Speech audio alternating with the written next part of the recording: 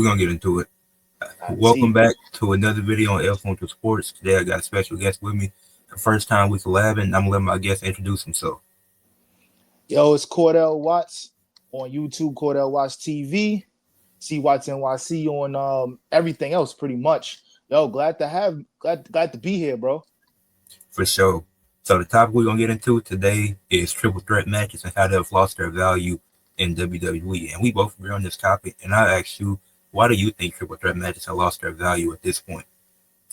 Yo, I'm not gonna lie to you, bro. Like the value of the triple threat match dropped only because of the mainly because of the predictability of it all. Like it's almost as if I can legit call the triple threat match as it goes. Like 5 seconds before something actually happens, I'm like, all right, so these two are about to jump the hill, and then once they jump the hill, the two baby faces are going to go at it, and they're gonna put on a show. It's going to be cool for a little bit, and then the hill's going to come back, attack both of them, then get the upper hand. Then the other guy's going to come back in. Then they're going to do the Tower of Doom power bomb thingy, and then somebody's probably going to interfere in that match, and then that's going to give the hill or the face the advantage or something like that. Or if the hill wins, they throw the other guy out the ring after they already hit their finisher. Like it's as predictable as the sunrise, and it's getting really bad. I'm not going to lie to you.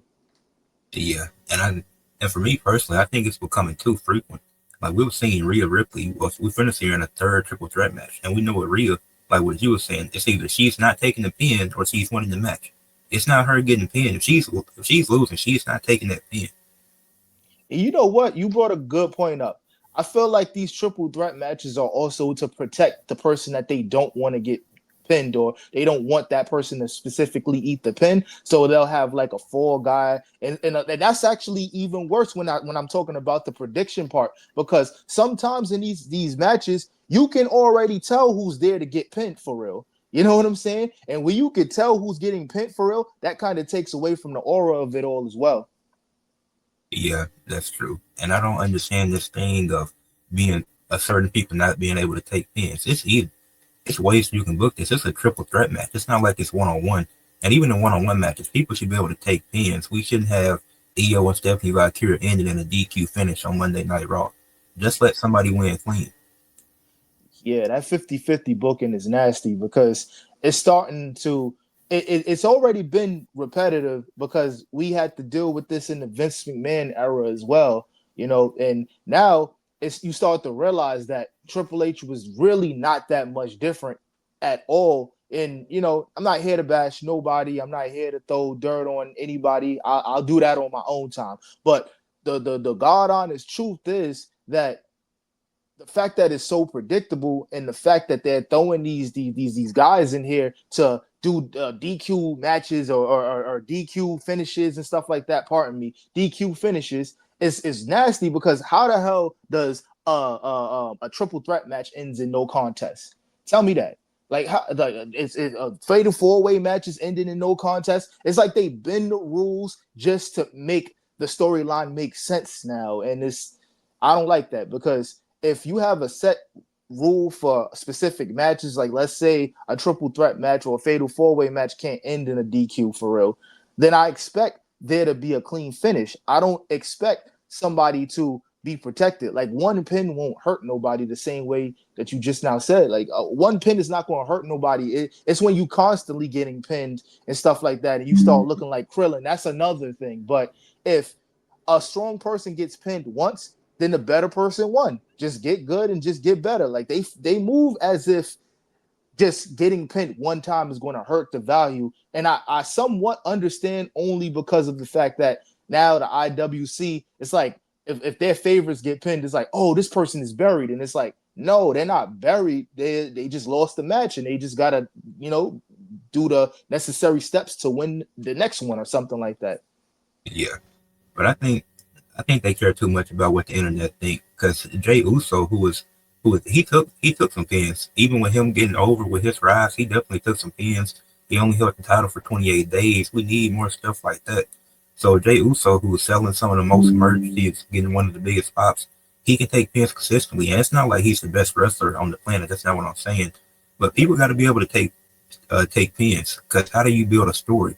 If Rhea Ripley is Mm. always on top, she's looking dominant. How can that's why people are starting some well at least some people are starting to get tired of the character because you never see her lose. She took out Raquel and Roxanne. At the same time. At the same time. And that could have been a great way to further make Raquel Gonzalez, Raquel Rodriguez now, right? Yeah, Yeah, Raquel. That could have been a great way to further boost her up the women's card because they don't really got a lot of people on the main event to really do anything in the women's division. This could have been a great way for her to build her stock. She pins Rhea Ripley. Yeah, it was by help of Roxanne Perez, but at the end of the day, that can boost her stock. She got a W. Now she can go on and challenge for the women's world title. And when she comes back, when Liv Morgan comes back, that opens up the floodgates to have her going at Liv Morgan, and Liv Morgan can either be the baby face, comeback baby face, and it's now, oh, I did all of this without you. You was weighing me down, or they could go in the direction of having, which I think that's what they're gonna do, but have Liv Morgan come at Roxanne Perez and be like, oh, she took everything from me. That could have been a great way to boost that. But now with her just, even with help, losing the match, that solidifies where they see her on the women's card. You know what I'm saying? yeah. I will give Raquel this though. She took the advice that Kevin Nash gave her. She didn't look great since that. Like ever since Liv been out, she been doing her thing. So I agree. Because they're really pushing this. They're pushing this female Kevin Nash thing. And I can't lie, I'm not mad at it because there's too many bigger women trying to move like cruiserweights. You know what I'm saying? yeah, And she needs to be to the ground. She needs to be on the ground at all times. And then, the smaller wrestlers got to chop her down to get her down. Like she shouldn't. There's certain people that I do feel like shouldn't be taking cruiserweight type bumps. You know what I'm saying? And she's definitely one of them because she has the power. She has the height. I feel like the same with Jade Cargill, even though they're allowing her to find her stride now. But at the beginning, when she was teaming with Bianca, they had her doing springboard cross bodies and whatnot, and then she was slipping on the ropes and whatnot. But at the end of the day, that's not her game. Like if she want to pull that out once every so often on some, I need this to get the job done stuff, that's cool. But that don't need to be in her arsenal all the time. yeah, I agree with that. She wasn't doing nothing like that in AEW. Yeah, But that was a new occurrence. and then something else, these triple threat matches, they don't really. It's never really a story going into it, and if it is, it's usually a bad one. Like if Rhea Ripley forced her way into the triple threat to make it a triple threat with Io and Bianca, how come Liv Morgan wasn't involved as well? Because she could have did the same thing. She never got a rematch for her title. CM Punk and Roman himself. So Paul Heyman's favor was him standing in CM Punk's corner. So it's not even a number one contenders match. It's nothing that actually comes out of this. And we're still extending this all the way to SummerSlam, and Seth is injured. Prayers up to him. But like, and then Jimmy Uso and Solo, and then a triple threat match in the qualifier. So when have we had qualifying triple threat matches? Vince McMahon never did that. It's Mm. like the Money in the Bank qualifiers, those were one-on-one matches all the time with Vince. There's no reason for a qualifying match to be a triple threat match, and you get more by doing it one-on-one. Because then you could have did Jimmy and Solo. Maybe Jimmy qualified, and that's why he get a shot at the title later once Solo win it. I like how you think, man, because I was just thinking that too. Because I understand that they want to be all inclusive, but what's the point of being all inclusive when one of those guys is, or two of those guys is probably not going to make the card at all?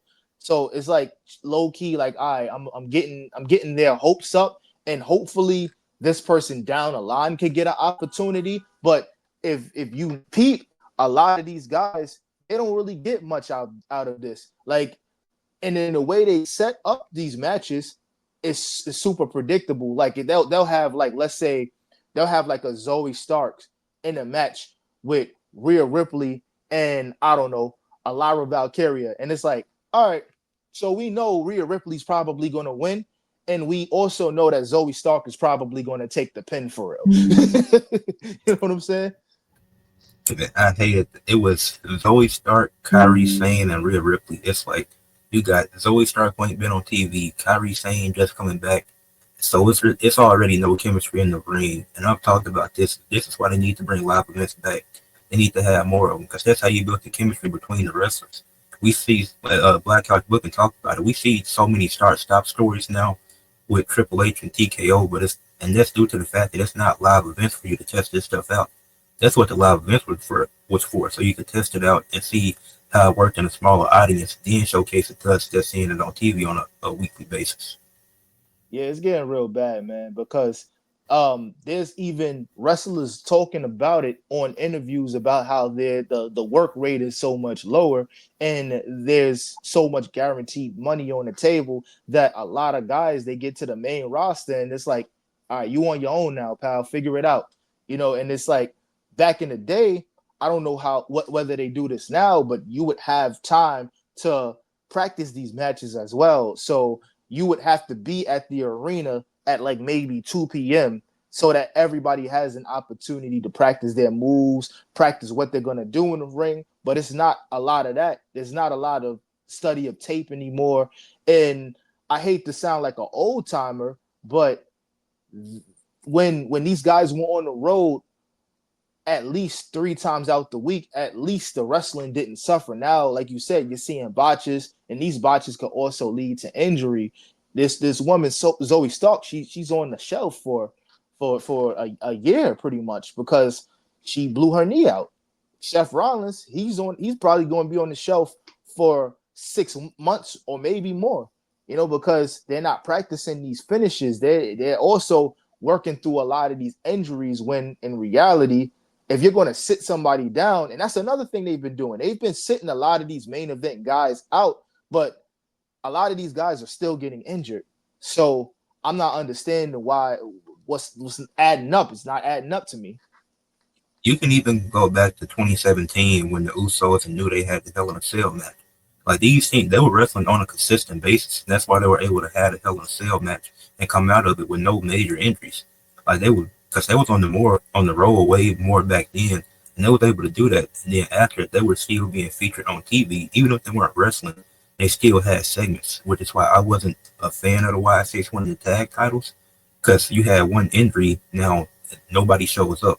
If Kawhi gets injured, the Clippers can't stop playing. That's not how it works. You still got to show up to work. So I didn't get that decision. Now that's 100% a fact because you know that next man up mentality is not what they practice anymore. Now, I'm not saying that you shouldn't give a damn about anybody getting injured or anything like that, or oh well, they should have their spot reserved for them when they come back. But at the same time, you need to be prepared and have guys ready just in case something like this happens. Like back in 2020, when I think they did like a triple threat ladder match between, or it was supposed to be a triple threat ladder match between the Miz and Morrison, the New Day, and Hey, the Usos. yeah, I remember. I think Jimmy tore his ACL, and after he tore his ACL, they didn't just put Jay Uso on the shelf to not do anything. They inserted him into the main event, and it ended up working out for everybody. Yeah. And then an interesting stat, because I don't know if we've had, so we're recording this on Tuesday night, and it's another triple threat match taking place for the Mm-hmm. NXT Championship. This is like Obafemi's fourth triple threat title defense. But Yeah. after SummerSlam, it's going to be 25 triple threat matches by the month of July. Oh my 20 God. Naomi, Rhea, and Io, that's been confirmed. So that's going to be the 25th one. Assuming no Yeah. triple threat matches happen before that. But 25, and we're a little over halfway through the year, and it's been 25 triple threat matches. Obafemi's been in multiple triple threat matches. The one that makes me mad the most is the one with A-Town Down Under, because it didn't even lead to a split. You have to do a triple threat match, then they're cool again, and the split is because Austin Theory just randomly has an injury, and that's not explained to us. Yeah. Like it's too much of it's too much of the stop and go, like Black Couch Booking said, like you said. It's a lot of like they planted this for the better part of like a year. Like they was planning the inevitable split of Austin Theory and Grayson Waller, and then out of nowhere we just get this. They should have pulled the trigger on that a long time ago. I'm gonna be real with you. And the fact that we're getting a lot of what we hated from Vince McMahon, from Triple H, is kind of crazy because the truth. Sorry, but I'm kind of in the middle of something. I'm sorry, bro. It's good. I'm kind of in the middle of something. Sorry. Please and thank you. My bad, bro. It's, But yeah, the fact that we don't actually get a finish from a lot of these storylines that's coming is messed up because it's almost as if they're playing on the fans' intelligence. And you know, I know a lot of wrestling fans, and a lot of these wrestling fans that I know, including myself, are some of the smartest people I know. You know what I'm saying? So it's like you can't just sit here and throw something like that at us and act like, oh no, it never happened. Like, you know, we could just forget about it now. And there's a lot of that as well going on. You know, I have a question for you though.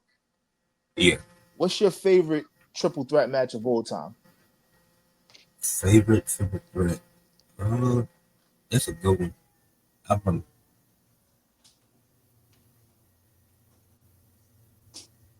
most. I probably say Roman Reigns, Daniel Bryan, and Edge. Roman Reigns tag with the double pin at the end. That's one of my favorite ones. Oh, yeah. I remember that. I remember that because everybody was under the impression that um, Edge was going to get another one. I think, because of how powerful he was going into the match. And this was like right around the time where everybody was starting to wonder who was going to take the belt off of him. So you had two credible opponents that could have taken the title off of him. And he still, and I feel like that right there was what set the tone for the entire title reign after that. Like after Roman Reigns did what he did there, I think that we saw like a different side, and we was like, okay, all right, yeah, he's here to stay. He's not going nowhere. This is exactly what they wanted from him from the very beginning. He's putting well, that was during the Thunderdome era, but people were still tuning in, you know, and everybody wanted to see what was going to happen next. So that's definitely a top tier triple threat match. I agree. Daniel Bryan was gonna win that one because they had the history from Battleground, if I'm not mistaken, either Battleground or Elimination Chamber when Roman beat him after he didn't win, after Bryan wasn't able to win the Royal Rumble, and Roman Mm-hmm. Reigns still got the title shot at WrestleMania. So I thought they would have revisited that and let Daniel Bryan get the win from that. Yeah. That sounds right too because you can't go wrong. Like either one of them guys would have been a great pick. But in retrospect, I'm glad that Roman Reigns got it. Um, I think my favorite triple threat match of all time, it has to either be hmm, okay. It would either have to be WrestleMania 20. WrestleMania 20 was my favorite one. I'm not going to do too much talking about this specific person, but um, I was rooting for Shawn Michaels. I'm not going to hold you. I was rooting for Shawn Michaels in that match. I was happy that the other guy got it too, you know, because at the time it was like a fairy tale ending. You know, two guys from that was never supposed to be world champion ended up hugging it out at the grandest stage. That was cool. But I 100% was going for Shawn Michaels because at that time, if you ask me, Shawn Michaels couldn't do no wrong. Like he was just putting on clinics with everybody.